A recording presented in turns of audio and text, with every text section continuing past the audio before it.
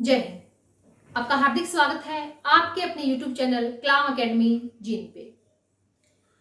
इससे पहले हम कुछ टॉपिक जो है हिंदी के वो कर चुके हैं। सबसे पहले हमने उपसर्ग किया, बहुत ही विश्लेषण करके एक एक शब्द का हमने उपसर्ग टॉपिक को पढ़ा। उसके बाद हमने क्रिया की और आज मैं आपके सामने लेके आई हूं एक बहुत ही इंपॉर्टेंट टॉपिक, काल। वैसे तो देखें तो काल एक बहुत ज्यादा मुश्किल टॉपिक नहीं है, लेकिन आजकल इससे संबंधित प्रश्न ज्यादा पूछने लगे हैं। भूतकाल के, जैसे भूतकाल की अगर मैं बात करूं तो उसके जो 6 भेद हैं वहां से कोई ना कोई प्रश्न जो है वो डाल दिया जाता है एग्जाम में। तो हम वो पढ़ेंगे जो एग्जाम ओरिएंटेड है, किसी भी पेपर की दृष्टि से जो बहुत महत्वपूर्ण है, हम वो पढ़ेंगे।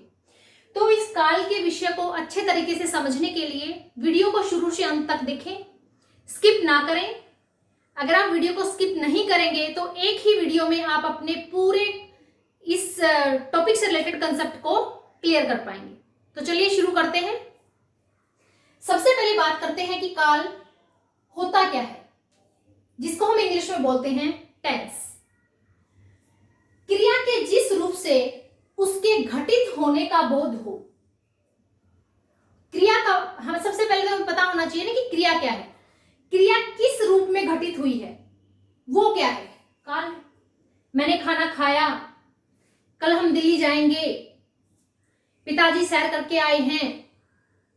यानी कि जो जो क्रिया हो रही है वो किस समय हो रही है, उसके आधार पर हम पता करेंगे उसके काल का, उसके समय का। तो काल के भेद जो हैं वो 3 हैं, भूतकाल, वर्तमान काल और भविष्यत काल।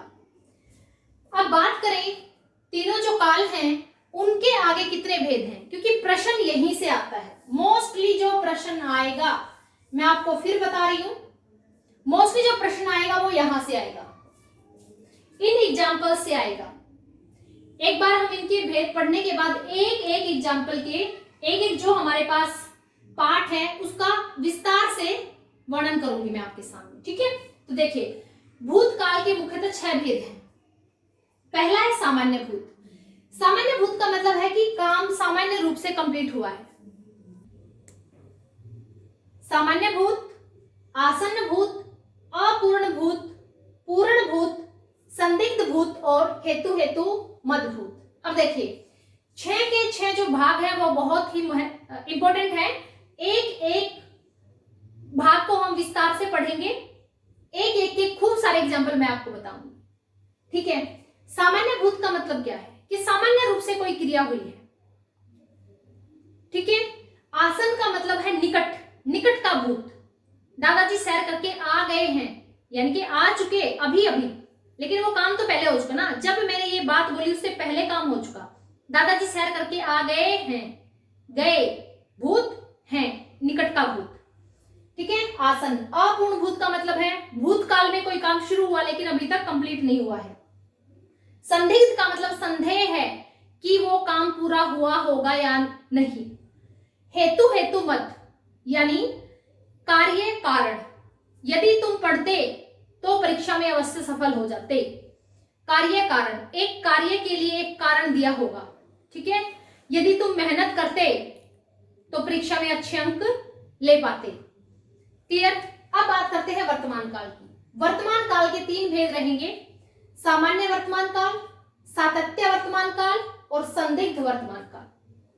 अब देखिए, जो सातत्य वर्तमान काल है उसी को हम अपूर्ण वर्तमान काल भी बोल देते हैं। अपूर्ण का मतलब है जो काम पूरा नहीं हुआ। सातत्य का मतलब भी है कि सतत प्लस ये, देखिए यहां पे सतत प्लस ये प्रत्यय है ये, ठीक है। जब भी किसी शब्द के बाद यह प्रत्यय जुड़ता है तो आगे जो भी आपका वर्ण होगा उसमें जो स्वर है उस स्वर में वृद्धि होगी। इसमें ए है तो स्वर में वृद्धि होने के बाद ये बनेगा आ। ए या आ के बाद अगर यहाँ पे ए या आ है और यह प्रत्यय जुड़ रहा है तो यहाँ हमेशा आ होगा। आ है तो भी आ और ए है तो भी, तो यहाँ हो जाएगा सा, ये तय एज इट इज। और यह प्रत्यय के जुड़ने से हमेशा जो लास्ट वाला वर्ण है वो हमेशा आधा होगा, तो सा त आधा तय हो रही है। तो इस तरीके से सतत में यह प्रत्यय जुड़ने से क्या शब्द बना हमारा? सातत्य। क्लियर? अपूर्ण, क्योंकि काम सतत है, लगातार है, इसलिए हम इसको क्या बोल सकते हैं? अपूर्ण। ओके। उसके बाद है संदिग्ध वर्तमान काल। संदिग्ध का मतलब है कि संदेह है कि काम हुआ होगा या नहीं। ठीक है। उसके बाद बात करें भविष्यत काल की। भविष्यत काल के भी यहां पे 3 भेद हैं, सामान्य भविष्य, सातत्य भविष्य और संभाव्य भविष्य। संभाव्य भविष्य का मतलब है कि संभावना है वो काम होगा या नहीं, उस काम के होने की एक संभावना है। ठीक है। तो हम विस्तार से चर्चा करेंगे अब सबसे पहले भूतकाल के 6 के 6 भागों की। क्लियर? अगर आप स्क्रीनशॉट लेना चाहें तो आप स्क्रीनशॉट ले सकते हैं। चलिए अब हम भूतकाल को विस्तार से पढ़ेंगे, भूतकाल की विस्तार से चर्चा करेंगे, क्योंकि ये बहुत इंपॉर्टेंट है किसी भी एग्जाम के पॉइंट ऑफ व्यू से। देखिए सबसे पहले बात करते हैं भूतकाल में सामान्य भूत की। सामान्य भूत का मतलब क्या है कि भूतकाल में क्रिया सामान्य रूप से संपन्न हुई है। ठीक है, वह गया, उसने खाया, ठीक है, इस तरीके से फसल, फूल खिला, वर्षा हुई, वह मंदिर गया, उसने भोजन किया, यानी कि सामान्य रूप से क्रिया संपन्न हुई है, उसको हम बोलेंगे सामान्य भूत। उसके बाद है आसन्न। आसन का मतलब है अभी मैंने बताया कि निकट का भूत, निकट, अभी अभी जो काम हुआ है। तो देखिए बहुत इंपॉर्टेंट है आसन भूत। वर्षा रुक चुकी है। अब देखिए यहां से कंफ्यूजन शुरू होगा आपको। है देखते ही हम क्या लगाएंगे? वर्तमान। लेकिन यहां पे काम पूरा हो चुका है, यानी कि अभी अभी काम खत्म हुआ है, इसको बोलते हैं आसन भूत। तो ये सबसे इंपॉर्टेंट है। आसन भूत में आपको है शब्द मिलेगा अंत में, लेकिन उससे पहले काम हो चुका होगा, अभी अभी निकट में। वर्षा रुक चुकी है, लड़का हाल ही में पहुंचा है, पिताजी अभी अभी सैर करके आए हैं। ठीक है, लेकिन आ तो चुके ना, पहुंच चुके घर वो, ठीक है, सैर करके आए हैं। तो ये समझने की बात थी कि आसन भूत का मतलब है निकट का भूत, अंत में है मिलेगा, लेकिन उससे पहले निकट में वो काम संपन्न हो चुका होगा।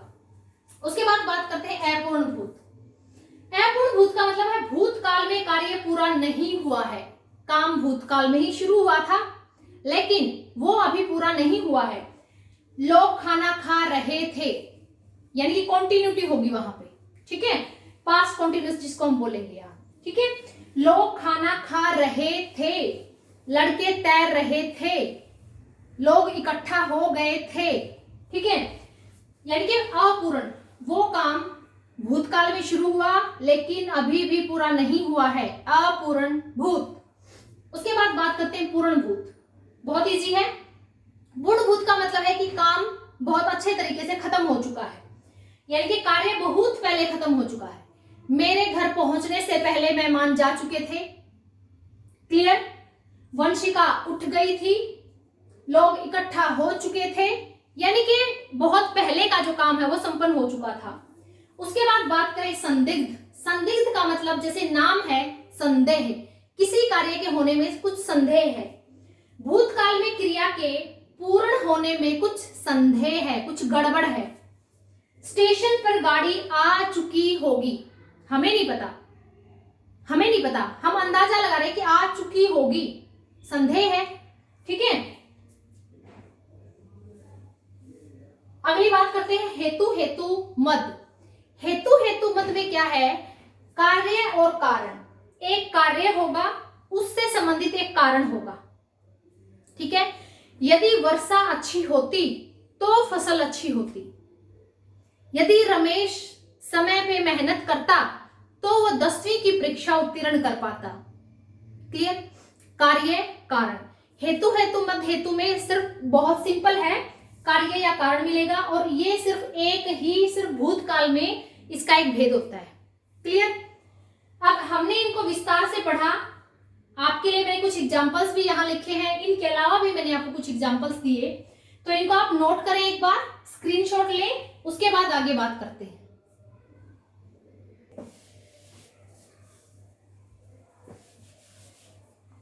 चलिए अब बात करते हैं वर्तमान काल और भविष्यत काल के भेद और उनके उदाहरणों पर। देखिए अब वर्तमान काल के हमने पढ़ा, वर्तमान काल के कितने भेद हैं? 3। सामान्य वर्तमान काल, अपूर्ण या सातत्य वर्तमान काल। मैंने आपको अभी भी समझाया कि सातत्य जो शब्द है वो कैसे बना है, ठीक है। और संदिग्ध, संदिग्ध का मतलब होता है किसी प्रकार का संदेह। सातत्य का मतलब होता है लगातार, जब काम कंटिन्यू हो रहा है। और सामान्य का मतलब सामान्य रूप से, ठीक है। देखिए सामान्य का मतलब है कि जैसे बच्चे पार्क में खेलते हैं सामान्य रूप से, ठीक है। खेलते हैं यानी कि वर्तमान काल की क्रिया है। पक्षी पेड़ की डालियों पर चहचहाते हैं, ये दोनों जो है वर्तमान काल के और सामान्य वर्तमान काल के भेद हैं। सामान्य रूप से जो हमने वर्तमान काल में कहा, वह खाना खाता है, वह दौड़ता है, वह मंदिर जाता है, वह पूजा करता है, ठीक है। तो ये सामान्य से वर्तमान काल के भेद है। उसके बाद बात आती है सतत, लगातार, अपूर्ण, जो कार्य जो है वर्तमान काल में पूरा नहीं हुआ है। शेर जंगल में शिकार कर रहा है, सतत, लगातार, कंटिन्यू, ठीक है। वह कपड़े धो रही है, ठीक है। उसके बाद बात करते हैं संदिग्ध वर्तमान। संदिग्ध का मतलब संदेह में। रमाकांत मंदिर में पूजा करता होगा, करता। अब देखिए यहां पे कर्ता जो है यानी कि वर्तमान काल की क्रिया चल रही है, लेकिन होगा क्या कह रहा है? होगा कह रहा है कि काम कर भी रहा होगा और नहीं भी, यानी कि यहाँ पे क्या है? संदेह है। कर्ता ने बताया कि जो वाक्य है वो वर्तमान काल का है और होगा ने बताया कि संदेह है। जरूरी नहीं है कि वो कर रहा है या नहीं, ठीक है। संदेह के लिए यहाँ पे होगा शब्द प्रयोग किया गया है। उसके बाद जैसे वंशिका नृत्य करती होगी, ठीक है। अब करती होगी, यहाँ पे जो ता ते ती शब्द हैं वो तो वर्तमान काल का बोध करवा रहे हैं, और होगा होगे होगी जो है वो करवा रहे हैं संदेह का, ठीक है। उसके बाद बात करते हैं भविष्यत काल की, यानी कि काम आने वाले समय में होगा। भविष्यत काल, सामान्य भविष्य, मैं कल आपके घर आता हूं। देखिए मैंने जो एग्जाम्पल लिया है बहुत सोच समझ के। अब भविष्य की बात है तो हम क्या देखेंगे? हम देखेंगे मैं कल आपके घर आऊंगा, मैं कल ये काम करूंगा, मैं कल मंदिर जाऊंगा, मैं कल दिल्ली जाऊंगा। हम गा गे गी को ढूंढते रहेंगे और एग्जामिनर ता हूं ते हूं के प्रश्न देगा और वहां पे सामान्य भविष्यत काल होगा।